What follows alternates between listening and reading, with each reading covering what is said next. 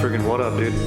Strider Wilson, and I'm the host of this podcast that's mine, going to be called History is Dank. History is Dank with Strider Wilson.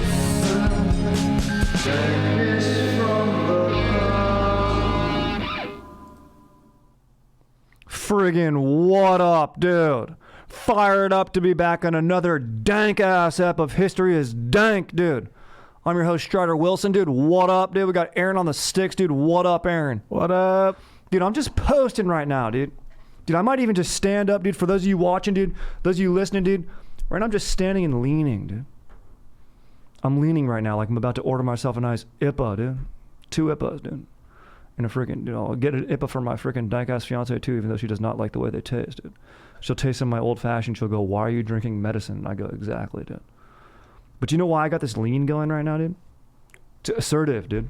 This is an assertive lean. I'm in my space right now. I'm in my space. People know, dude. All right, I got my elbow and I'm just straight up posting. I can turn back like this if my boys call my name. Yo, Strider, dude. Oh, what? 2 more shots? All right, dude. Sick, dude. I got you. Don't even worry about it, dude.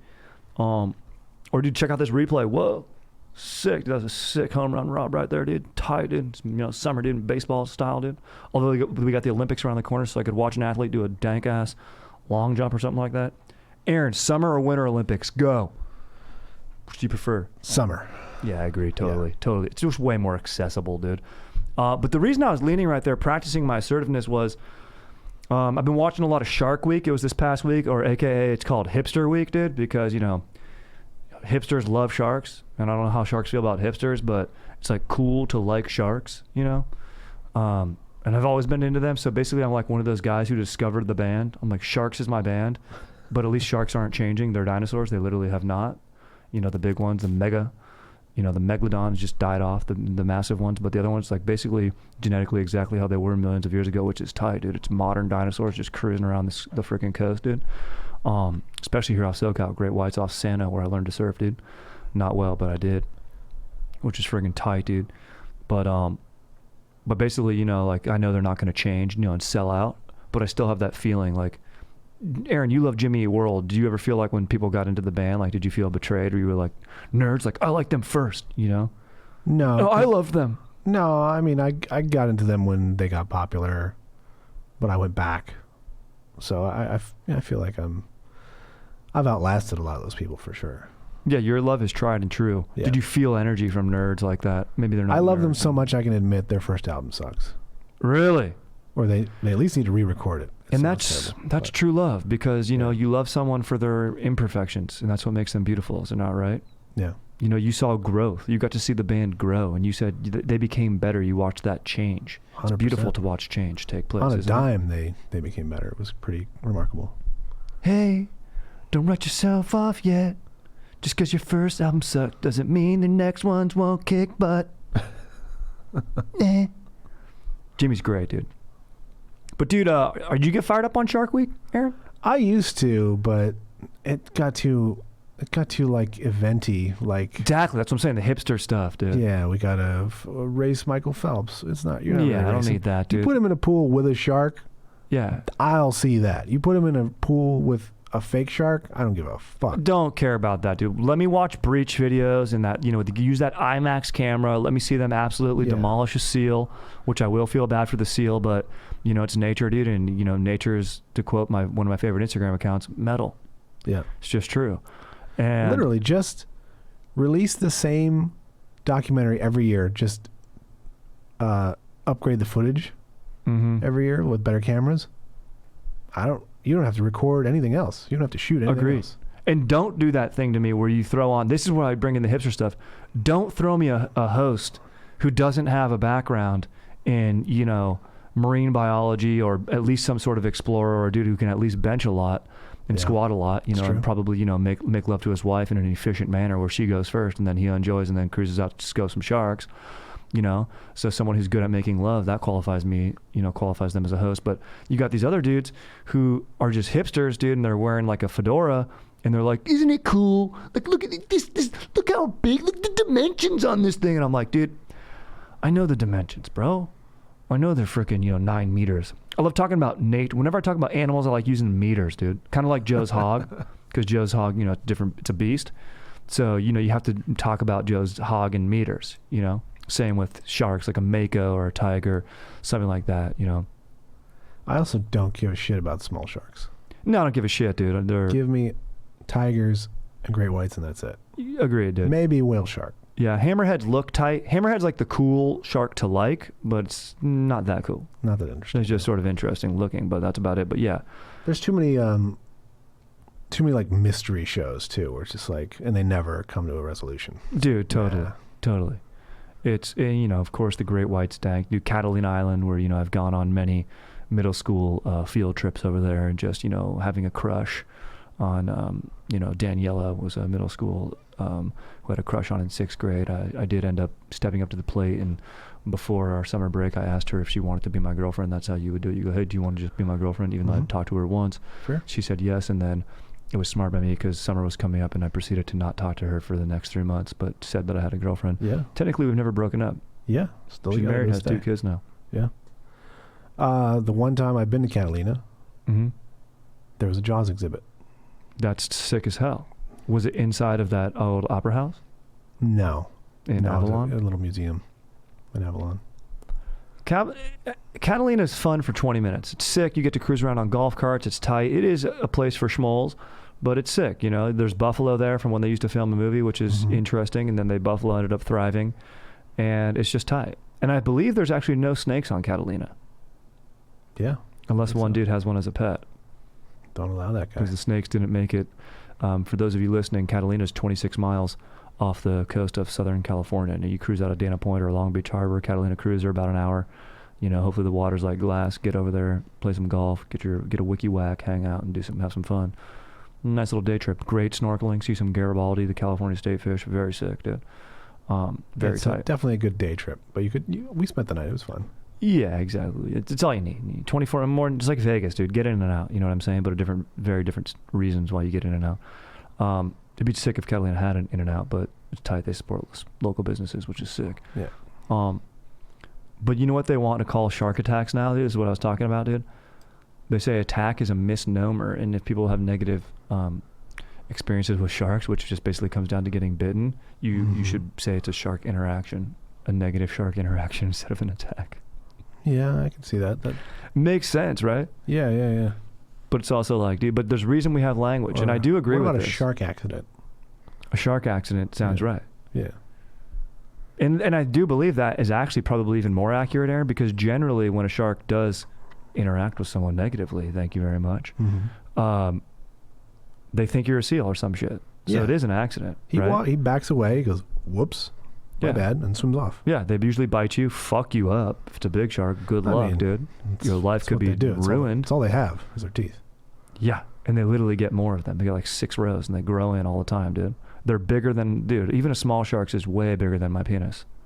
Like, when you wear a shark tooth necklace, maybe that could give you an idea of what I'm packing, dude. Okay? And a shark tooth is hard. They'll fossilize. They'll stand the test of centuries. I like to think that if I was rocking wood after freak dancing with my dank fiance while cooking, that it would stand the test of time. Turn into crude oil and power a dank machine, perhaps a robot that would be loyal to its advisor, like an R2D2 to Luke, something like that. That got off the rails there a little bit, but that's okay. But we're going to get back on the rails, dude, because today our historical share is the Dark Ages, which is sort of pejorative, like a shark attack, okay? Really, it's the early Middle Ages. We'll get into it. We'll get into reasoning. But first, dude, this podcast is brought to you by Green Chef, dude. Green Chef is the most sustainable meal kit, dude. It's freaking fun and easy to try, dude. Healthy new recipes at home with Green Chef. I'm fired up. I ordered my package. It comes in tonight. My fiance and I, we're going to cook. I'm going to put on a little music. We're going to freak dance. We're going to be eating well, dude. It is actually, Green Chef is the #1 meal kit for eating well. So go to greenchef.com/dank100 and use code dank100 to get $100 off, including free shipping. Treat yourself, no? All right, dude. Middle Ages, dude, AKA the migration period. Okay? So if you're at dinner, dude, someone talks about the Dark Ages, you go, oh, dude, really? You know, the migration period. Yes, I understand what you're meaning. And we'll get into why I think migration period is accurate. But, dude, this bro wrote in, dude, what's his face? This was a YouTube comment suggestion, actually. And he goes, dude, what's going on with the Dark Ages, bro? I don't know what the deal is. I feel like I'm in the dark here. And I go, you know what? So am I, dude. Let me go research this and share some dank knowledge, which is basically, you know, the thesis and, you know, well, this, not the thesis, but the mission statement of this pod. And so share some fire knowledge, dude. And if, you know, someone drops Dark Ages, you start talking about that at dinner, dude, you go, oh, dude, the early migration period, dude. Or, excuse me, early Middle Ages migration period. Yeah, that's tight, dude. Precursor to the medieval era. So it is actually different from the medieval era. Dark Ages do begin with the fall of the Roman Empire. You know, the Goths come in, and the Roman Empire basically just crumbles in the West. And then in these early Middle Ages, aka Dark Ages, it's sort of a resettling and remapping of Europe, basically by people. So I'd say like almost by, it is like bloodline, territory, religion, iron, steel, and, you know, economics, which is basically, it's feudal, but it's sort of a step back of the technology that was developed in the Roman Empire. That's what, you know, that's why this Dark Ages has sort of a pejorative term where it's like we lose some knowledge from the Roman Empire, it sort of dies off, but we really don't, because the Byzantine Empire, which isn't an empire, that's just a scholarly term for Rome in the East. So that's like Constantinople, Orthodox Christianity, like really takes over. That's really the big differentiation is Latins, aka like the Catholics, Roman Catholic. That's what's going on in the West, and there's even distinctions in that, which we'll get into in a little bit. But in an Orthodox Christianity in the East, so there is very much a split due to a battle and the Goths coming in, and finally these quote barbarians, which we've talked about, which is just a Greek term for that comes from them going barbar. Meaning they can't understand the tongue, aka the language of the people that the Greeks were conquering at the time, and that, you know, sort of carried its way on through Rome. And a lot of the accounts that we have about, you know, the we're going to get into like the main empires or cultures are the Huns, Goths, Vandals, Bulgars, Alani, Suebi, Franks, and we'll sort of go through them. These were all called like barbarians in the region of Gaul, like the Germanic stuff. If you've ever seen, which I hope you have, the film Gladiator, you know, there's a Germanic tribe that would be probably like a Frank or a Bulgar or something like that, you know, and that's the region that they would call Gaul, and that's like where Maximus is going up and ponying up dudes. And the Romans, you know, they had superior technology and battle tactics, but finally, you know, through the test of time and these people sort of assimilating into each other's cultures and working together are able to just boke the Romans out of Europe, dude. So it's pretty freaking chill, dude. So that happens the fall early, you know, Dark Ages is generally around 580 to 1000, the 10th century AD. So, and then that's when we step into the medieval period, knights and chivalry and all that type of stuff. So this is pre-Knights. This is pre-Knights. This is pre-Knights in Armor. This is, and it's one of the lesser documented eras, which is another reason why it's termed Dark Ages. It's, but it's rarely used by historians now. And then I'm trying to push us on to early Middle Ages. Maybe we'll say that going on there. But if you hear me say either in this pod, that's what it means.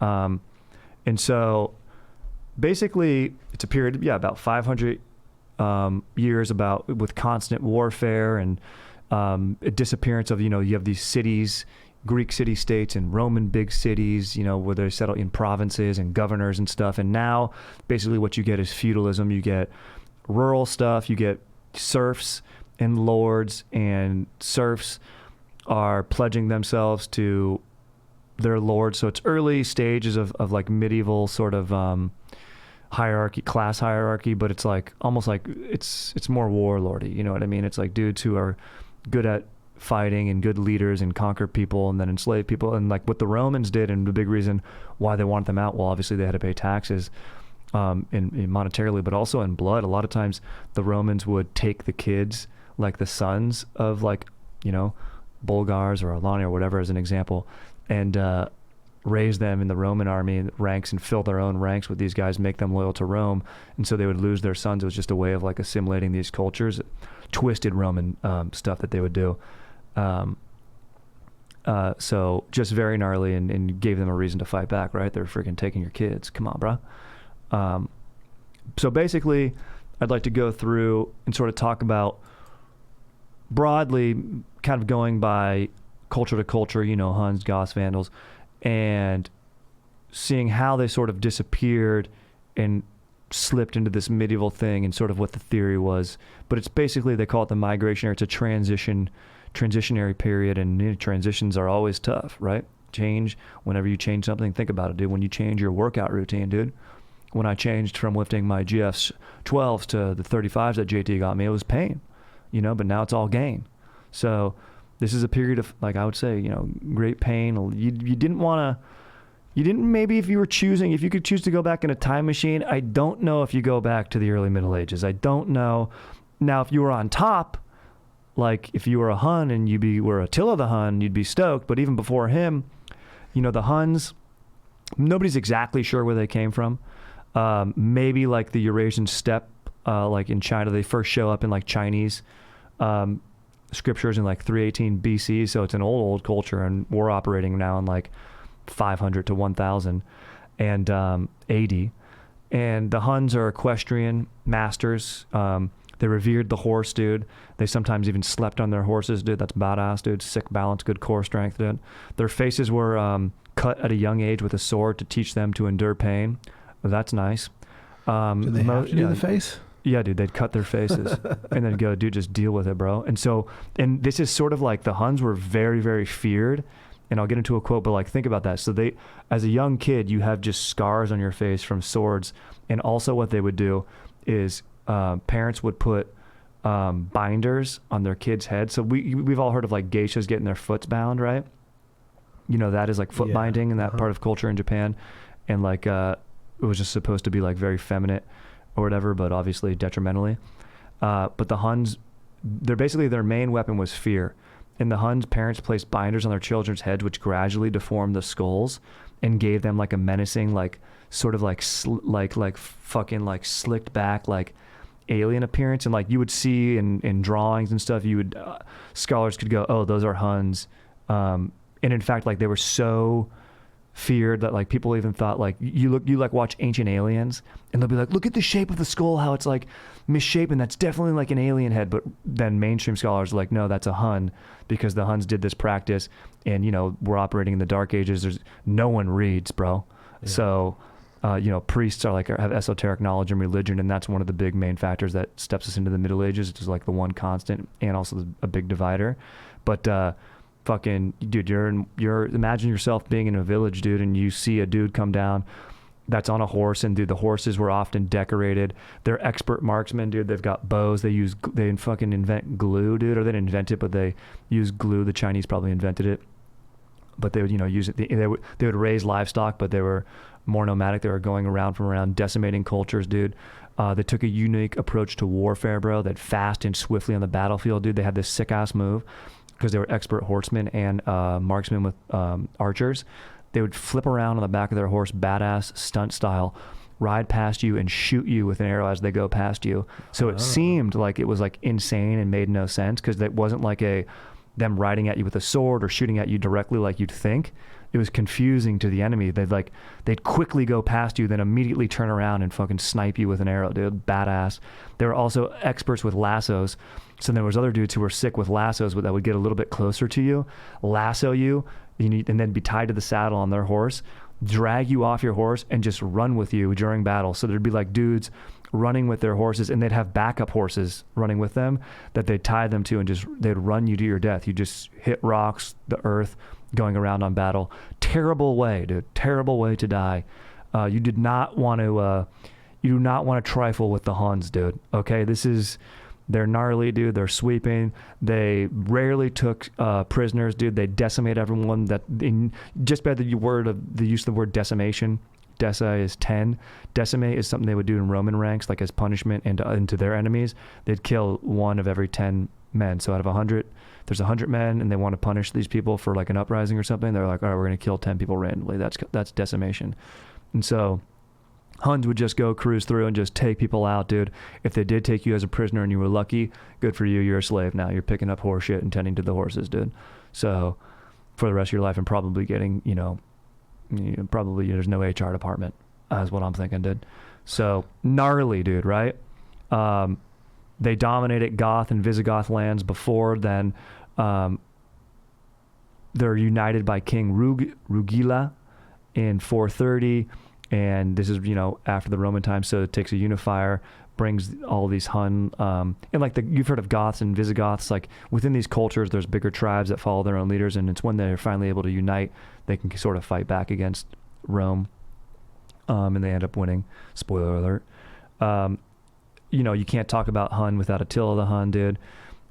He's also described as a short man with a large head, thin beard, dude. He knew both Latin and Goth and was a master negotiator. So that's really what sets him apart. Like, they've already got fierce warriors. They're already badasses, dude.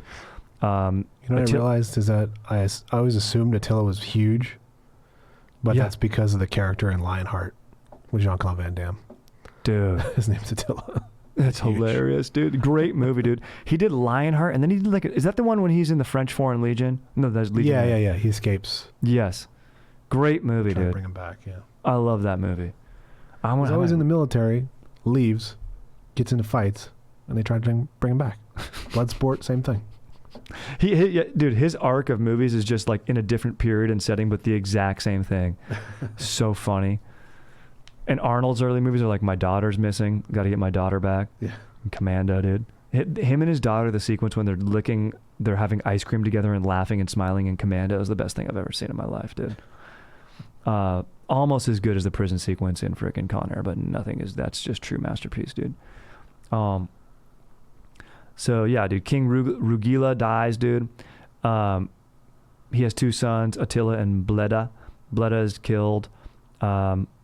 He dies in battle. Attila ends up taking over, dude, and just ends up dominating. And he makes his way all the way to Constantinople. And his nickname was the Scourge of God, dude. Wow. So you didn't want to mess with Attila the Hun, dude. Wow. Badass, dude. Basically, he only has one defeat, Catalonian Plains. And this sort of makes him back off. He says, they talk about his master negotiation because he talked with the Pope, and Rome kind of had him on his heels there, and they were riding all over Europe, and he's like, all right, dude, we're going to back off. I just took my last defeat. And he said he'd have a vision or something like that he would lose, but still went to battle anyway. So just kind of gnarly, dude.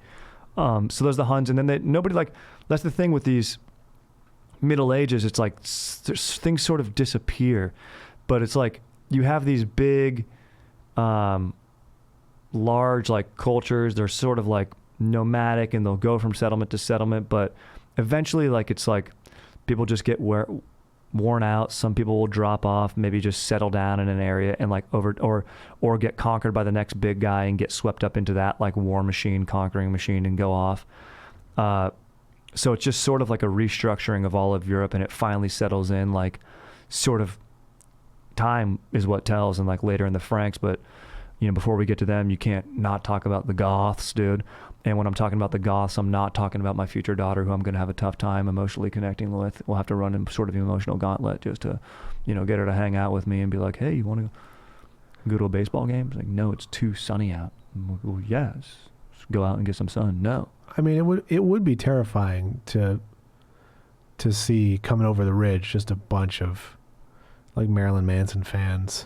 That's exactly right. Just running towards you. The only thing more terrifying than Huns cruising down on you on horseback would just be Goths blasting we're all stars now in the dope show, and you're just trying to till your land, dude, and there's a bunch of people just dude, fuck my dad, he doesn't get it, dude, and what are you a dad, dude? I'm just gonna go down there and just take out parents who don't get it, fucking and vape, dude. Do you know that one of the, to circle back to the shark thing, one of the methods, so with shark interactions, everyone knows you kind of punch them in the nose, right? Yeah. They're sensitive there. They can smell blood miles away. But they also say if you look them in the eye and you're assertive, they might not attack you. That's one of the things. Imagine that, dude. Trying to testing that. It's bro, yeah, you just make eye contact with the shark, dude. But then I thought about it'd be pretty badass, dude, just cruise out in the water and just, be wearing a Under Armour polo or like a chain, like gold chain necklace, look cool. You know, maybe vape in the water, dude. Vapes might work in the water and just be like, and the shark will be like, oh, this dude's sick. All right, I'm not going to mess with him, dude. Maybe show him your checkbook, you know? Get a set of like Bentley keys, just drop them, let them sink, and let him see that little symbol and be like, all right, this guy's a businessman. He cracks deals, dude. I'm not going to bite this guy. One of the things that always bothers me about that, they can smell the drop of blood a mile away. It's fish blood they can smell. Not ours. They can't smell ours? No. They're not attracted Seal to blood? it. They're not attracted to it the way that they are Right, because they can the actual things they differentiate. eat. Yeah. Yeah, they can tell tuna from friggin', you know, my soft ass. Smart. Freaking dinosaurs, dude. They know what's up. Yep. But yeah, dude, the Goths, dude, they're badass and they're similar, you know, they're not like as the masters of the horse, but they're more organized, and basically they have like strong leadership, and the big thing that I would take from them would be, and you know, the Visigoths I think are eventually the ones responsible for taking out Rome, but what they're sort of known for and what comes out of these, and this is sort of why Dark Ages is like a pejorative term, but we get like a code, a governing code that withstands and has influenced tons of future civilizations and governments all over Europe, and it's this Visigothic code. In 643, this Visigoth king Chindasuinith, probably saying that wrong, dude, comes up with a law for Visigoths. It's later expanded under Chindasuinith's son, Receswinth, in 654, and it basically applied equally to conquering Goths and the general population of the kingdom. So, you know, like we mentioned with the Huns, you were a slave or murdered. Goths are like, okay, look, we're going to conquer these people. We sort of want to have a society here. And it has roots in Rome, but it's like it lived previously under Roman laws, but effectively ended the differentiation between Gothi and Romani people in the eyes of the law, decreeing that all of those residing within the Visigoth kingdom were considered Hispani. Right, so it says we're all one. So they're, and Hispani is a precursor to the present day term. You can probably guess it, Hispanic. So that's sort of the area we're operating. Although their empire at this time is much more, expands all the way to Italy. But it combined elements of Roman, Catholic, and Germanic tribal law, establishing rules of marriage and inheritance of property. Interestingly, the code was remarkably progressive towards women's rights, dude, which is sick. Nice. They were allowed to inherit property and manage assets independently, separate from their husbands and male relatives, dude. They could also represent themselves in legal proceedings and arrange their own marriages, dude. And so a lot of these codes, you know, think about, there's a reversion from that later, and like even in the Middle Ages. Look at Henry VIII, dude, slaying his wives, dude. And then, you know, you've got, so a lot of these things endure and inspire later governments, dude. So Yeah. even like most notably the Moors of Spain, conquering Moors. Part of the code that still exists today is you have to watch The Crow once a month. Yeah. Oh, that's 100% correct. Yeah. There's no question you have to watch The Crow. If you try to convince your daughter to watch it with you, she'll say, no, I want to watch it again, but just not with you. And you'll go, why? And she'll go, well, just go watch The Crow and you'll find out. So absolutely no question. And then maybe, you know, The Craft, The Crow and The Craft, you probably have to watch a few times. That's like Christmas. Instead of Christmas, you watch The Crow and The Craft back to back. Maybe that's Christmas and Thanksgiving. By yourself, dude, lights off, middle of the day, noon. Imagine jacked Goths, dude. There had to be some. Think about that. Yeah. That's sick. So their code of ethics is one of the big things. This governing code, the Hispanic people, and basically is sort of what they give to man. Then you got the Vandals, dude. Vandals, Germanic people, sacked in, you know, Rome. They battled the Huns and the Goths. They basically ride through. They sort of originate theory as they originated up in like the frickin' Nordic areas like Netherlands, Finland, and sort of make their way all the way down and settle in North Africa and like overtake Carthage and stuff. The term Vandal, right, eventually became a synonym for destruction, in part because, like I said, with the Huns, the texts are written by Romans, and the Vandals would go through and like vandal and take out their provinces and raid and steal stuff and capture people. So that's where that's the etymology of the word vandalism today. So basically they make a big peace treaty, the Vandals cruise through, they settle in North Africa, and what separates them from other people, because it sounds like all the same, like, oh, they're all sort of like mounted horse riders, they all have a common enemy, like, why aren't they just fighting together? I mean, look, they do speak there's different languages, there are different customs, like Vandals might not believe in the Hispanic code of ethics from the Visigoths. They might be like, fuck that, dude, if we conquer you, you're ours. So there's going to be cultural differentiation, but then also religion comes into play. And the Vandals, like I mentioned earlier, Byzantine Orthodox Christian. In the West, you have the Latins, sort of like Catholic. That's what our Catholicism comes from today. Basically, if you're Catholic, you would be like a Western European descendant, and or supposedly Rome in the West. But then you have this sect of Christianity called Arianism, which the Romans consider to be heretical. So heresy, you'd go, that's blasphemy, heresy. You hear a man say that. Wrong. And Arianism teaching was the teaching of a priest Arius. So this dude existed before the Middle Ages. This was during Roman times, 250 to 336. He lived in Alexandria, Egypt, just posting up down there, dude. Which was the capital of Rome for a hot second, dude. And his main belief was that the Son, Jesus, had been created by his Father God. God was therefore unbegotten, had always existed, and so was superior to his Son.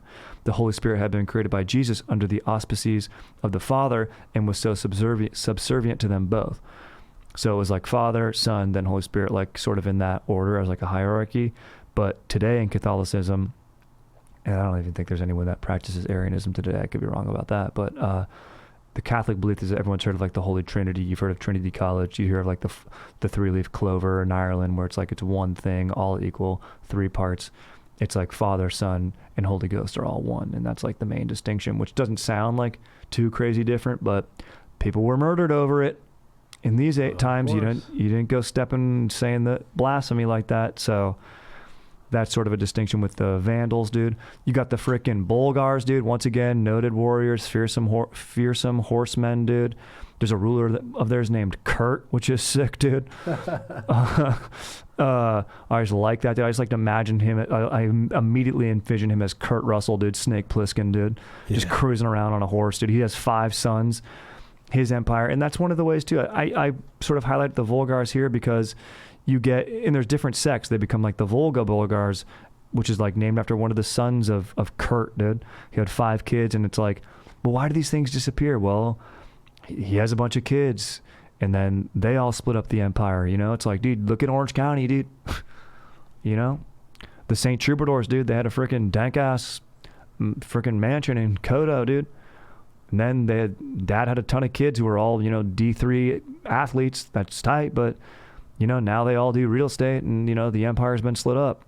And they're not all living in Kodo now. They're posted up some in Lake Forest and Mission Viejo. And it's sort of what happens, dude, Got more mouths to feed. Things assimilate. Stronger, more powerful, empire or leader comes in, wipes you out, takes you over, assimilates you. Maybe you make a deal. Transitionary period. Sometimes it's brutal. Sometimes it's, sometimes it's done with the tip of the sword. Sometimes it's done with the tip of a pen. So just the sort of the area that we're dealing with here, dude. It's friggin' sick. You got the Alanis, Swebi. I'll sort of, mention them. Germanic tribes. Sort of, obviously they have their own histories and events that happen, but in the sake of time and stuff, we'll just give them a quick what up and just let you know that they're also transitioning in this period. Finally, the Franks is sort of a confederation of those Germanic tribes, and in fact, they do end up assimilating the Alani, so at least a sect of them. And the Franks is sort of like an interesting name. Like you'd think makes me think of France, but they're also Germanic. They're not. And in fact, the word Frank, the English word Frank, means truthful, right? So some people think, oh, maybe these are truth-telling people. Is that the etymology of this? But probably the origin, Frank or fraka, is the Germanic or Norse word for javelin, which the Franks favored in battle, dude. They had long javelins. Those are like the things that, Sweet. Long-ass spears, like in Braveheart when William Wallace has an idea. He's like, I have an idea. We need spears. How long? Twice as long as a man. And that Stephen guy's like, well, some men are longer than others. And they all go, ha, ha, ha, ha. And they tough guy laugh.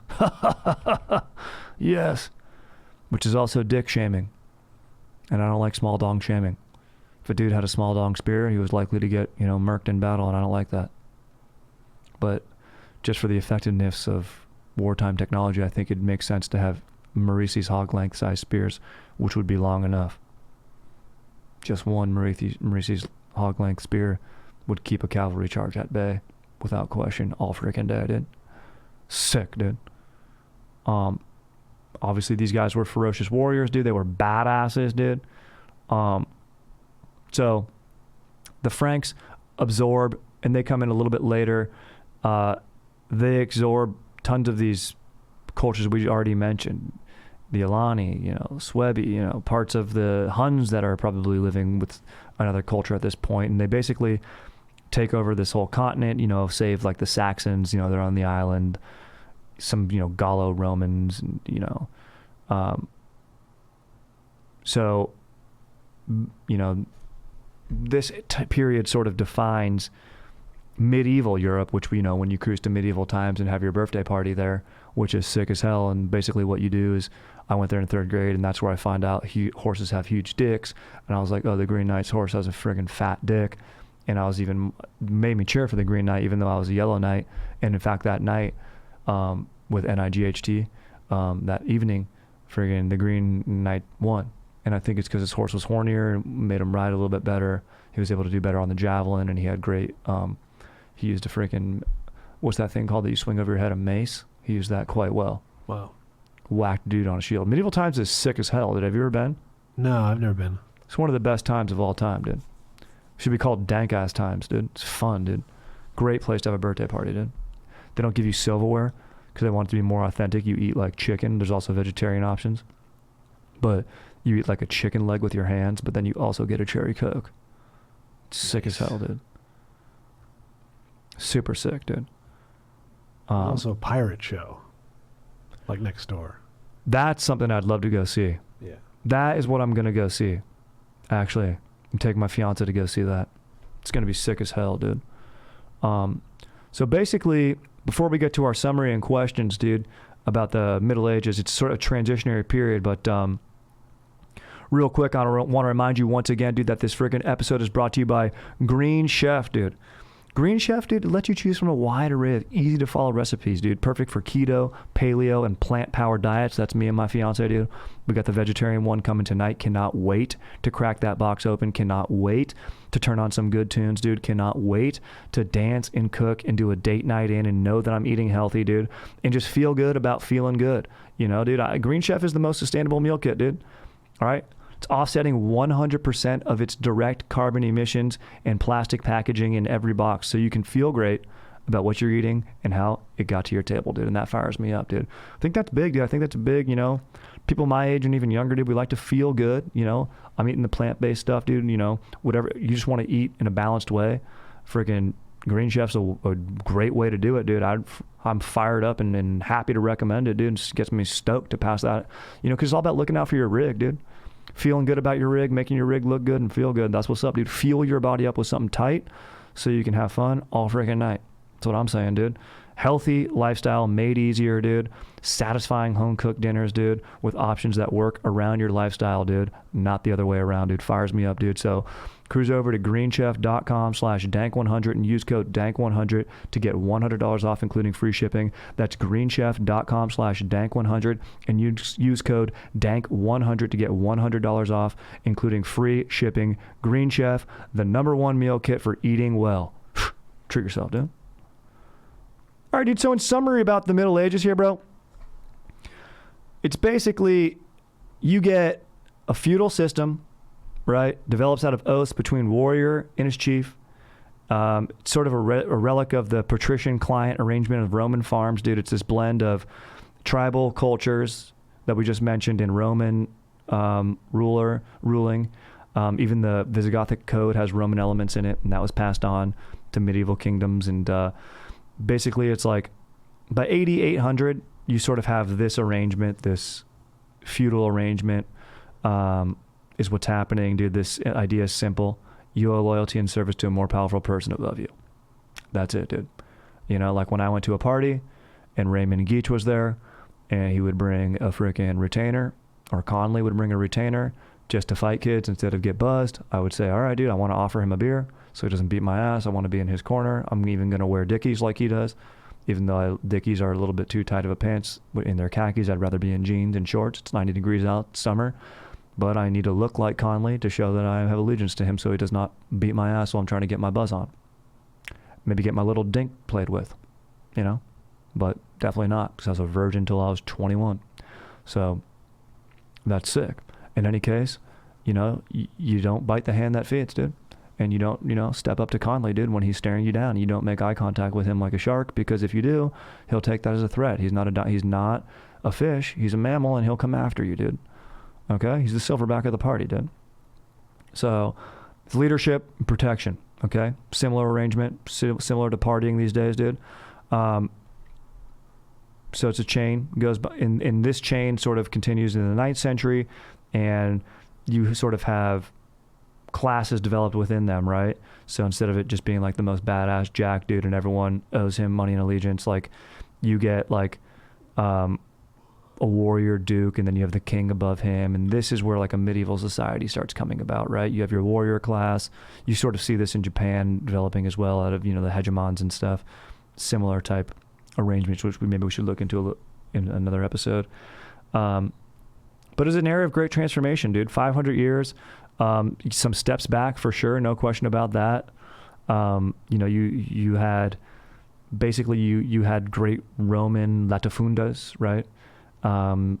Irrigated, and, you know, obviously was worked by, you know, Germanic slaves and slaves from all over wherever the conquering Romans were.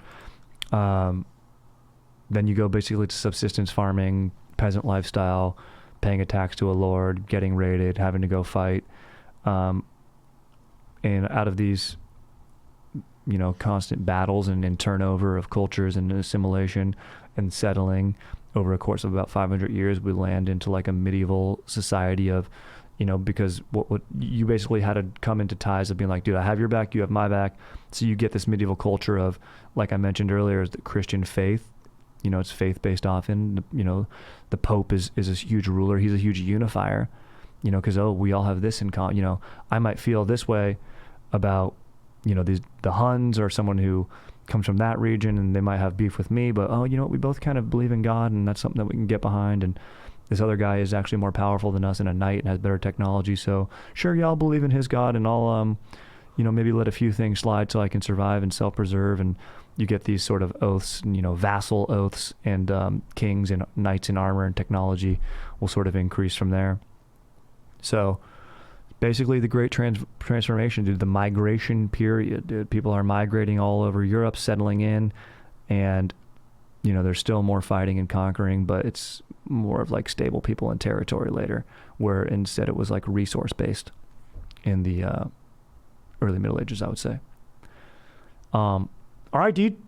Answer a few cues, then bone out. Yeah. Strider, dude. My GF loves when I bench press her. She weighs 135 and I can rep her no prob. We usually do this as part of our foreplay, and we both love it. Problem is, it's taken away from my chest and tries day at the gym. In fact, it's affecting my shoulder day as well. How do I tell my GF I have to bench her less? She is in great shape. I do not want her to lose anyway. I just want to bench her less before we go to Fucktown, USA. Thank you, Lath Reynolds. I mean, dude, this fires me up. This is a great method of foreplay. You know, you're feeling the machismo, dude. She likes that. She likes when you feel strong. She likes to help you feel strong, dude. You know, you give her a ride before she takes you for a ride. That's tight. But then again, you got to, you know, sounds like you're a dude who looks after his rig. You're able to rep out 135. That's a very healthy weight. I mean, that's a bar plus 2 plates. You're able to do that 10 times. You're looking good. But yeah, you don't want it to affect your gym routine. I mean, dude, just tell her, like, look, dude, hop on my back, piggyback style. I'll squat you today. You know, I think you start incorporating and making. I think you make your love making match your gym going. You know, maybe you do bench after you go to the gym, or, you know, you go heavy. But I said, this sounds like something beautiful. I wouldn't want to ruin it, you know? She's stoked on it. And I'm sure, look, she's probably super stoked. And maybe it's a new thing you're doing. She's super stoked on it right now. Maybe in time she's like, all right, I don't want to get benched today. Let's just, you know, We got to go pick up the kids. It's not something forever. Enjoy it while it lasts, I'd say. Yep. What do you think? Sex should be a workout if you're doing it right. Yeah, dude. Boning is cardio too, dude. So you're supersetting. It's technically you're doing high intensity interval training. So, Lath, I think you don't have a problem here, dude. I think you don't got to say nothing. You're doing hit while you hit that. Thank you, Aaron. Yep. Dude, that's what's up, dude. I love that. All right, dude. Lath, there you go, bro. You got no problem on your hands. I think you say nothing. I think you just do different exercises. You know? Do some bench. Maybe you go airplane. That's always fun. Piggyback with squat. Maybe, you hold out your arm. You put it up against the wall. She can do chin-ups. You know, maybe she can start doing some lifts too. You know?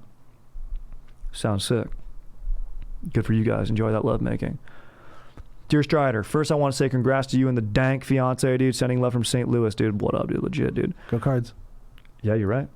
I'm writing on behalf of my boys as the idea came out of a late night convo by the campfire, the best type. I love that, dude. Fires me up. Me and the lads just got back from a sweet weekend getaway to Colorado in order to get some much needed one-on-one time with Mother Nature. Naturally, we ripped through some history as Dank during the drive to pass the time. That fires me up. Afterwards, we came up with our own Dank off. Ooh, here we go. Picture this. You got the octagon on Fight Island. Joe Rogan on the mic with a single elimination bracket-style tourney consisting of the most gangster warriors in history. Off the dome, you got samurai, Spartan, ninja, knight, Viking, maybe a Native American or a pirate. This could go on. Feel free to add if you have any ideas. Also, maybe throw in a U.S. spec ops soldier in there to see how we square up against some certified ancient badasses. Special ops. I was thinking of a no weapon, just classic bare knuckle brawl. Okay, I was going to say, if it's a modern special ops guy, he's going to win. He's got a gun. Mm-hmm. Who are you guys going to put some stacks on to win it all? Could be a cool episode if you want more in depth or a quick question. Killer content. Do keep up the code. Thank you, bro. P.S. Aaron, we admire the five guys in Cards Passion. We back you on both fronts. Nice. Jack Gallimore and Simon Valentino.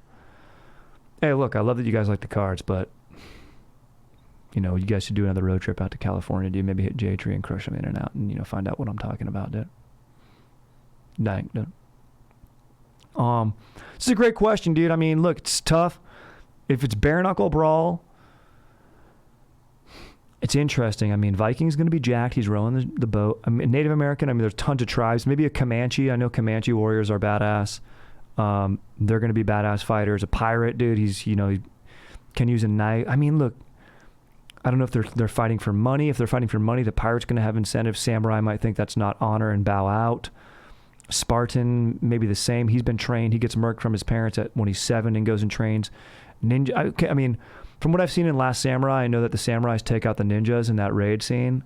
So maybe I got to go, okay, so ninja gets eliminated by samurai. Knight doesn't have armor. I think he just uses a sword. I think a Viking could beat his ass. I think a Comanche warrior's got just more pride in anything than a pirate. I think he takes him out. Viking maybe he's got to fight a special ops dude. I think that's a good fight. They probably both have beards. I think special ops dudes try to look like Vikings. And I think the Viking might be the real deal and take him out. Just because he's got that. I got to imagine like all ancient people, like if they didn't even look jacked, just had more strength than us. Like they just had more grit. Yeah. Like I'm just going to give them that edge. You know what I mean? Never played Nintendo. Yeah. And even the special ops guy's badass. He knows all the pressure points. He has that. Dude, what about a Hun, dude? We throw a Hun in there with the freaking scary ass scars. He hates his parents probably, but he doesn't have a horse. So is he going to be as good if he's off the horse and it's just a bare knuckle fight? I don't know, dude. I love samurais. I might just go samurai. What do you think, Aaron? Were the Aztecs on there at all? No, but that'd be a good call. Yeah. That's a Native American tribe as well, yeah. Who else would be there? From the Americas. I mean, we don't even know, like, the African tribes, really. Right. Exactly. Maasai warriors or something. I don't know. Yeah. Certainly got endurance. 100%. I think like Genghis Khan's dudes, like. Yeah, mounted warriors though. We're talking foot and brawl here. Oh yeah, that's right. But also, I bet some of those dudes could fight fisticuffs real well. It's just too hard of a call to tell. I mean, it's a beautiful thing to talk about. It's a great campfire question because there's really no right answer, and there's a lot of fun arguments as to, pros and cons. And if you're taking a baby rip of a nice little joint and you're on your road trip, I think it's great fodder. I love it. Oh wait, we're talking. Okay, bare knuckle, no weapons. I'm going Samoans. Aaron, I love what you just said. Modern day Samoans. Yeah. Can't be beat. I think you might be right, dude. I gotta say, I think you might be right. Doing the haka, very intimidating. Yeah. I love what you just did right there. There's your answer, bros. Last one, dude, then bone out, dude. Strider, what up, dude? I love to smoke cigs at museums. It makes me feel sophisticated. Like most people spark one up when they're a little buzzed, I spark one up when I'm getting intellectual. I wish I could smoke inside and scope sculptures. I understand the paintings could be harmed by smoke, but is this so bad of me? Thank you, Charles. I mean, dude. Yeah, and I do know that smoke and stuff will hurt the paintings. A lot of them are in glass. But yeah, you can't be smoking inside while other patrons are in there, Ron, dude, who smokes below me, just pisses me off, although I like when he barbecues. But I know at LACMA they have a sculpture garden. You might be able to spark one up right there. I wonder if he smokes like out of one of those Corilla DeVille things to get more sophisticated because he's being intellectual. You might be able to get away with it if you do that. Can you vape inside a museum? No. Can you vape inside? Yes. Here. Yeah, here you can. It's tight. I don't think it's so bad of him to want to do that. I don't even know if he said that he did. But I would say if you want to try it, they'll probably just ask you to leave. But bring one of those long Corella DeVille things in a nice cigarette case, and maybe bring the skinny cigarettes because those always seem more sophisticated, and smoke one of those. And then if they try to kick you out, you can be like, but look, do you understand that this artist was a heavy smoker and this, maybe it's one of those Dutch artists, Klimt or something, or, someone who was tortured, and maybe perhaps a Gothic artist in a macabre theme, sort of maybe grotesque theme, maybe the one with John the Baptist's head. I believe that's a Gothic painting. Or just even the architecture, a lot of that's Gothic. You go there, you put on black eyeliner and stuff and dye your hair and maybe get a neck tattoo that says, introspective or something like that. Something tight, or a neck tattoo that says F you dad, or dad with a no smoking sign on it. That could be ironic. And then you go in there and then you proceed to tell them, but this artist smoked and this is actually the proper way to enjoy this piece, or I suppose evoke the proper emotion from the piece, and sort of hold that over the docent's head, and maybe he'll have to call his manager, which might give you a little more time to enjoy it. It's my take. What do you think, Aaron? Smoking inside museums? Don't do it. Yeah. I feel like they got alarms everywhere too. Probably got to hurt the painting somehow. Yeah. Yeah, if the paintings aren't in glass, definitely don't try it. Sculptures first. Try it around sculptures first. Yeah. Outdoor. Yeah. Not lawn sculptures, but marble. Correct. Yes, correct. Marble, cast iron, stuff like that. All right, dude, that's what's up, dude. Fired up, dude, up for this YouTube suggestion, dude. I'm scouting them there. I'm scouring, dude. I want to see the comments. I want you to write in, dude. Let me know. Hit me up. Questions, comments, suggestions, dude. Anything, dude. StriderWilsonTrades@gmail.com, dude. Aaron, you're a beast, dude. Thank you, dude. And we'll catch you on the next one, dude. All right, lit.